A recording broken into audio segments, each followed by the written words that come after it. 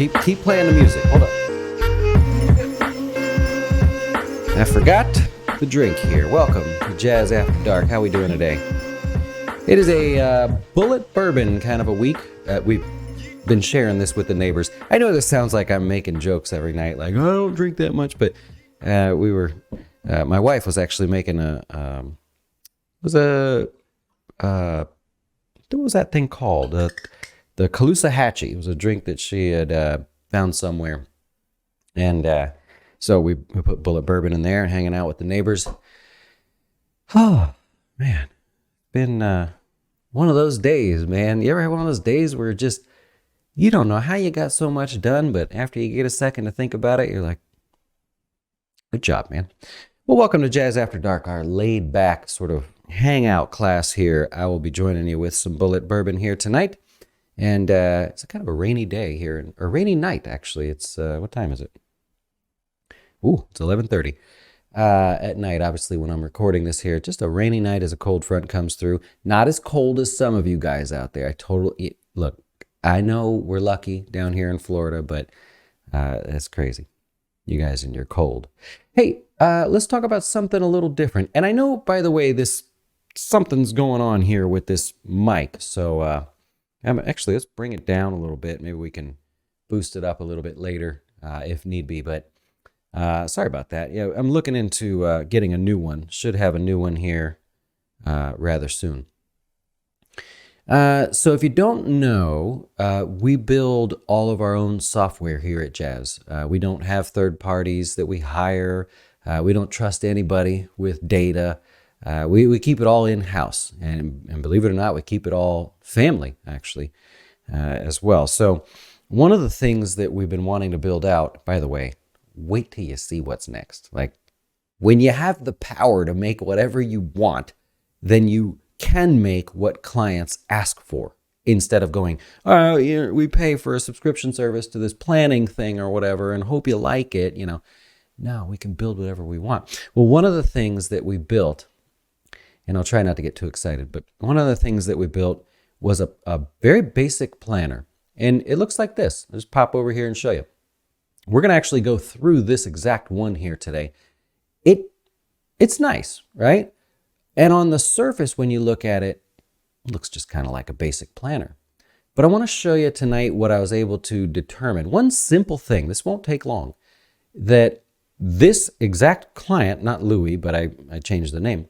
Everything about this client is true, but it was one thing that I was able to pick out on a phone call with them that they would have never thought to do.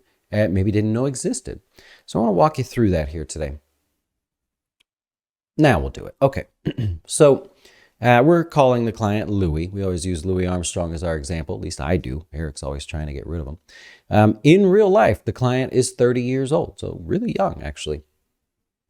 Now the data here, they started filling out just getting curious about the plan. They want to retire at 65, figure they'll live for 25 years. They've already saved $44,000. It's actually a touch more than that now. And we're saying, hey, well, let's just expect 7% raw returns, right? Non-inflation adjusted returns.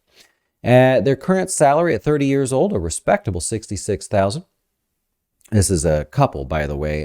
The spouse does not work at the moment, doing the baby thing. And expecting a 2% increase there, so on the lower end, that's fine. Percentage of salary saved in their 401k, 6%, and their company gives them a 100% match. In other words, they put in 6%, the company matches 6%. So $3,600 or so, $3,600 or so, right? Here at Jazz, they're actually saving in a handful of different accounts. They've got a brokerage account and they have a Roth IRA, as they should, at 30 years old, $66,000 in salary. That is the correct decision on their part. And they're not doing any other savings. So no HSAs or 529s or anything that they want to account towards this plan for the moment. Now in retirement, they would said, well, hey, it's kind of fun living on 66,000. We figure we could live on 60. We're happy with that. That might change over time, but that's where it's at now. Retirement returns a little bit less, 5.5%, and inflation at 3%, which is the average expected inflation. Other retirement income, this is apparently Social Security. They assume, hey, 65 is good, or whatever they're factoring in here. They say, well, we'll start it at 65. And we expect a 2.8% return, so they went on the low end of that. And they have no other assets. And that would be a section for you're downsizing your house, and you expect to have so much in equity, and you don't really need all that equity, so you have some of those other assets to live on. You with me so far? That's an actual client. So I don't know if they care if I use their name, but we're not going to do it. You pick up anything from that? Right? Would you need to know more if you were advising somebody? You might ask a few questions, huh? I did. Before we get to that, retirement savings last you 34.3 years. They only expect to live 25 in retirement, so we're doing great. They can reduce their savings if they like, and that was one of their questions. And they can back down their 401k at work from the 6% down to 2.4% and still be on track. You see what happens here? So if I go 2.7, watch down at the bottom. Right? Still successful. They have a little surplus when they get to retirement, but right now, if we say, well, they're doing 6%, they have a massive surplus. And this really is just because they're so young, right? So don't be jealous. Right? We all wish we could have started earlier. Now, while I was talking to the client, I'm looking at this. I'm going, all right, I see what you're doing here. That's great. What other goals do you have in life? Because my first thought was, stop saving so much. And they said, well, I'd like to pay off some student debt. They have some student loans, a decent amount. And they said, so I was thinking about backing down my savings, putting that money towards the student loans. And at first I said, good for you. Good for you. Yeah, let's talk about that. Let's get some exact numbers here. But the more we thought about it, we said, wait a minute. There's some little tricks out there now. There's some new rules. So here's what we came up with. Check this out. Just by looking at this, we said, well, don't back down your 401k. That doesn't make any sense. You're getting 100% return on that money. No one should ever tell you to back that down. I said, we'll probably want to come over here, and the money that you're saving with us here at Jazz, you probably just back that down. But let's think about it for a second. There's a new rule, and I was just as excited when I was telling them. There's a new rule. It's not ready yet because companies haven't figured out how to make this logistically work, but watch, just like that, they're going to link this in. You can make a contribution to your 401k, or you can make a debt payment to your student loans. And your company now can say, we see what you're doing there. You put 6% towards your student loans, in this case, $3,600 or so. But that's not fair. You're missing out on the match. And so the company is allowed to match. So I said, we don't want to back down a 401k, but when that happens with your plan, and they have a big company, so I already know they're working on it. Let's take the 6% out of your paycheck, because that's what they'll need to do to verify that you're doing this, and let's send that 6% to your student loans. Then you'll keep the 6% match in your 401k because that's allowed now. So effectively, what have we done? We said we only want to get to 6%. So we got to trick the system a little bit.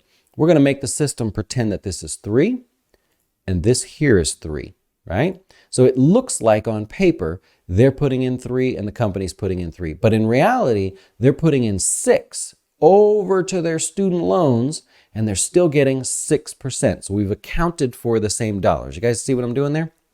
I'm just being a little crafty with how we put the numbers in there.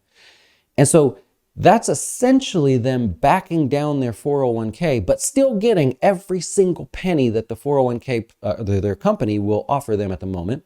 And they still have a surplus in retirement.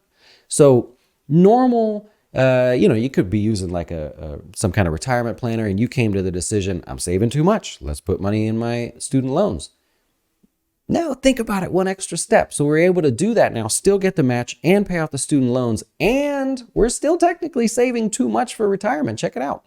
They could still back down their savings here at Jazz to $76.15. Now, we may want a little cushion there, so I don't know how far down we back it, but see what happens?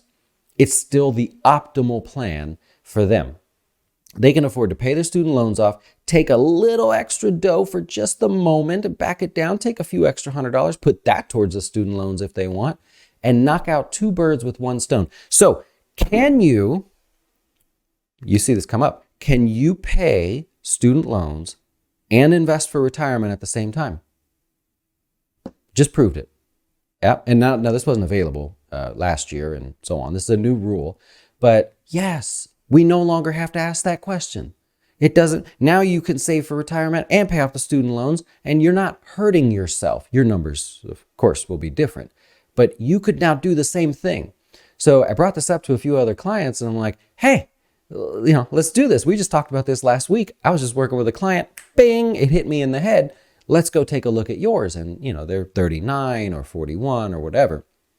And so huge advantage there, right?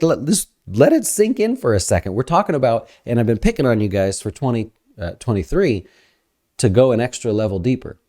That's a real life example. I'm giddy over that. It's not even my money, right? In fact, I'm telling him, quit putting as much money in your accounts here with us. We will make less money off of you by doing this, but you will pay your student loans and you will invest for retirement. Is that not my job? To add value in one way or the other? They'll be with us forever, right? They'll be a great client. We'll do just fine, right? But what other advisor is going to tell you that? Don't give me as much money. No. You pay to lower your 401k. Stop. Don't take money out of your account here. Guarantee you that's the answer you get from 7 out of 10 advisors. Because how do financial advisors make money? Most of them sell you stuff if you're looking for the answer. We make money by your account going from, they saved $44,000 already. We want it to go to $54,000, right? We wanted it to go to $100,000. We want it to keep going. So if I can help you right now pay off your debts, what's going to happen to this client in 2.5 years? By the way, it'll take them 2.5 years to pay off the debt. In 2.5 years, they're going to go, Dustin, I have more disposable income in a given month than I know what to do with. At that point, is the answer to give it to us here at Jazz? No, probably not. Maybe. I don't know. It depends on what they're shooting for. But at that point, we get to say, congratulations, you have with 30, let's call it $4,000 extra dollars a year that you don't need. What other goals do you have in life? You're 30 freaking years old. Do you want to build some kind of other business? Do you want to start focusing on alternative investments? Do you want to invest in toll roads or crazy stuff that the rich people get to do? You can, because you got your dough straight, right? Those doors open up so wide for them. And I'm jealous, right? 30 years old. And the man gets that kind of setup there. So, like I said, be short and sweet. I don't need to talk much more to you. I'll tell you, if you're watching this and you want to know the numbers, let's say you go, I don't know, I don't need to work with you, Jazz. I don't like you. I just like watching you, or maybe you like my hair or something. I don't know. Go to jazzwealth.com/2023. And we just put together it's a 2-pager, really simple. Every number that has to do with every account, every tax strategy, everything that's in there that you can do for 2023, you can just have it. And if you want, we'll send you another one. It's a little bit of a little deeper, but we won't pick on you.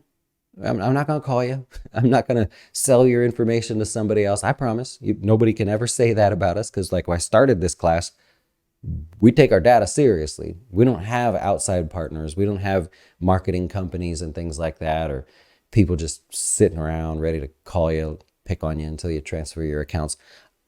I hope you do. Keep us in mind every time, right? I wear the shirt. I look like a fool wearing a fishing shirt or a hoodie every time, but I hope it makes you remember us. If not, you're welcome to take the freebie, and I hope you learned something here tonight. Enjoy the rest of your evening, or next evening by the time you watch this. And that's all I got for you. See you.